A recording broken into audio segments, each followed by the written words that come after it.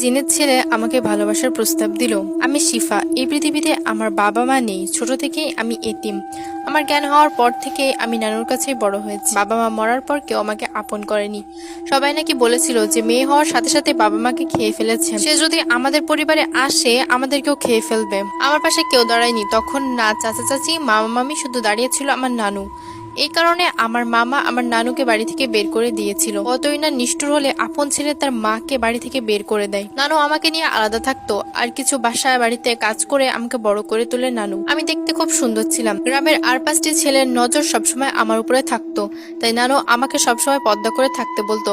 আমি মাদ্রাসায় পড়ালেখা করেছি, আর এখন বাড়িতে বাড়িতে গিয়ে ছোট বাচ্চাদের কোরআন শিক্ষা দেই। সেখান থেকে কিছু টাকা আসে, কারণ নানু এখন আর কাজ করতে পারে না, তার অনেক বয়স হয়েছে। সে আমার জন্য অনেক কষ্ট করেছে, এখন আমার দায়িত্ব তাকে দেখে শুনে রাখা। কিন্তু আমি রাস্তায় চলাফেরা করতে খুব ভয় পেতাম, কারণ মানুষের নজর আমার উপরে থাকতো। তারা সবসময় আমার ক্ষতি করতে চাইতো। নানু বলতো সবসময় আমাকে, কখনোই বিকেলের পর তুমি বাইরে থাকবে না, যাই হোক না কেন, বিকেলের আগে ঘরে ফিরে আসবে। আমি সর্বমোট 5টা বাড়িতে 5টা বাচ্চাকে কোরআন শিক্ষা দিতাম। একদিন আমার সব বাচ্চাদের পড়িয়ে আসতে আসতে প্রায় সন্ধ্যা হয়ে যায়। আমি একটি যুবতী মেয়ে, তাছাড়া গ্রামের সকলের নজর আমার দিকে থাকতো।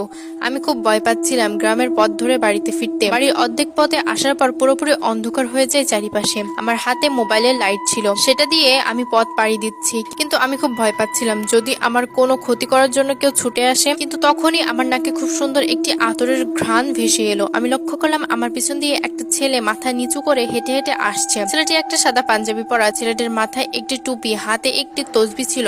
বুঝতে পারছিলাম সে জিকির করছে, সে আল্লাহ তাআলা জিকির করছে আর হেঁটে হেঁটে আসছে। ছেলেটি আমার কাছে এসে বলল, আপনি ভয় পাবেন না, আপনি নির্ভয়ে হেঁটে যান, আমি আপনাকে বাসার কাছে এগিয়ে দিয়ে আসবো। আমি মনে মনে ভাবি, এই ছেলেটি কি করে জানলো আমি ভয় পাচ্ছি?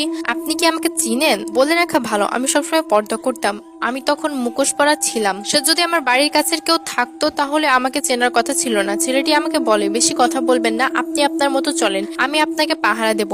কারণ সামনে চায়ের দোকানে আপনার জন্য 5টি ছেলে অপেক্ষা করছে। তাদের নিয়ত বেশি ভালো না, কিন্তু তারা যদি দেখে আপনার সাথে আমি, তাহলে তাদের সাহস হবে না আপনার ক্ষতি করার।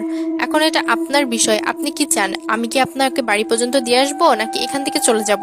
তখনই আমার চোখ পড়ে সামনে চায়ের দোকানে আসলেই 5টি ছেলে দাঁড়ানো। কিন্তু এই ছেলেটি আগে থাকতে কি করে বুঝলো সেখানে যে 5টি ছেলে আমার ক্ষতি করার জন্য দাঁড়িয়ে আছে? আমি ছেলেটাকে বলি, আপনি যাবেন না, আসলে সেখানে 5টা ছেলে দাঁড়িয়ে আছে। মনে হয় আপনার কথা সত্য, দয়া করে আমাকে সাহায্য করুন, আমাকে বাড়িতে এগিয়ে দিয়ে আসুন। ছেলেটি আমায় বলে, ঠিক আছে, আপনি ওদিকে না তাকিয়ে আপনার মতো করে পথ চলুন, আমি তো আছি, কিছু হবে না আপনার। চায়ের দোকানে থাকা সেই 5জন যখন দেখলো আমার সাথে একটি ছেলে, তারা আর আমার সামনে এলো না। আমি ছেলেটির কাছে তার নাম জানতে চাইলাম। সে বলে, আমার নাম ইব্রাহিম। দেখতে